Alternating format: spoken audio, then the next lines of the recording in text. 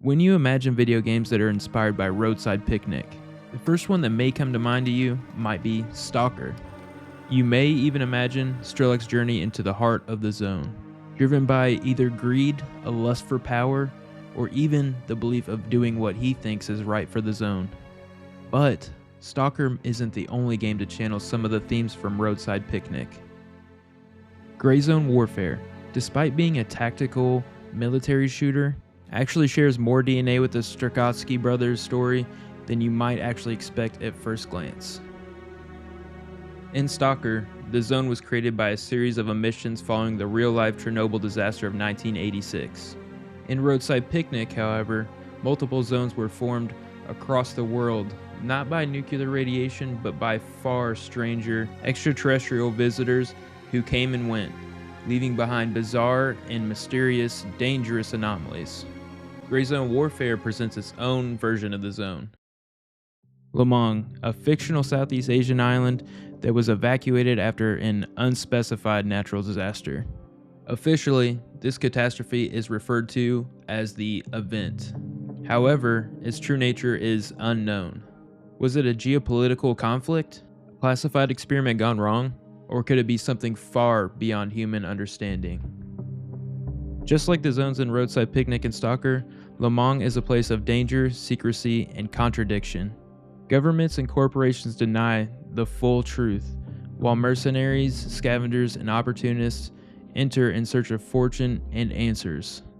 And the deeper one ventures into it, the more dangerous and unpredictable it becomes. The island seems to attract those willing to take extreme risks, and its very existence raises a question. Is the greatest danger what lurks within, or the people willing to exploit it? In both Stalker and Gray Zone Warfare, knowledge is power, but it's also a curse. Those who do learn too much rarely return unscathed. In Roadside Picnic, stalkers enter the zone knowing full well that it can mean their death. The artifacts they receive are valuable, but the journey to get them is filled with danger. Anomalies that can crush, incinerate, or tear a man apart in an instant. In Stalker, every step is a gamble, and every mission is a test of survival. Gray Zone Warfare mirrors this in a more grounded way.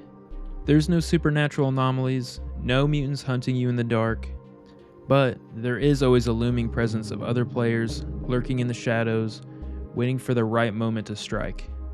Every contract is a calculated risk. Do you push deeper into enemy territory knowing that the rewards could be great, or do you cut your losses and escape while you can? Unlike most shooters where victory measures in body counts, Gray Zone Warfare emphasizes the Stalker-like tension of weighing out your every decision. You are not a one-man army.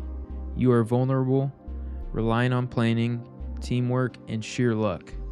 Just like in the zone, greed can get you killed. Both Roadside Picnic and Stalker explore the psychological impact of entering one of these forbidden zones.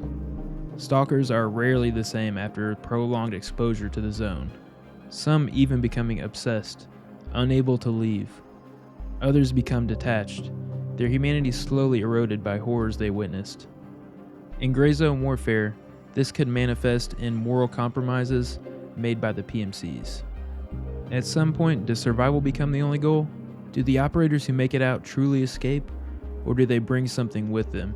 A knowledge, a trauma, an unshaking feeling that left a part of themselves behind. The game's persistent world means choices have consequences. Betrayals, lost contracts, and failed extractions aren't just setbacks. They shape the PMC's experience and mindset. In Stalker, the most dangerous things in the zone isn't just the mutants and anomalies. It's the people that are willing to do anything to get what they want. Gray Zone Warfare reminds us that war is not about heroism, but about survival. And sometimes, survival means becoming the very thing you once feared. Those who make it out of the zone are never quite the same. While Gray Zone Warfare is a more grounded experience, the parallels are undeniable. Instead of supernatural wish granters, there's classified governed experiments. Instead of artifacts with bizarre properties, there are black market valuables with origins shrouded in secrecy. But what if the truth is something far more sinister? What if the reason for Lemang's evacuation wasn't just political instability or a failed operation, but something that humanity was never meant to understand? The idea that there's something that could be there, waiting to be found, makes the unknown feel even more terrifying. At the heart of Stalker lies the Wish Granter, a mythical entity said to fulfill the deepest desires of those who reach it. But those wishes often come at a terrible price. This mirrors the gold sphere from Roadside Picnic, which supposedly grants you a single wish, but its true natures remain uncertain. Is it a gift? Or is it a cruel trick played by forces beyond human comprehension? In GZW, we don't know yet what lies at Ground Zero. It still remains a mystery, just as the Wish Granter did before Stalkers reached it. What happens to those who go too deep? What secrets are hidden in the heart of Lemang? If Roadside Picnic and Stalker have taught us anything, it's that the ultimate prize often comes at the ultimate cost. I'm Tarks. I like to make videos on topics and games that I'm interested in. Subscribe for more, and I'll see you in the next one.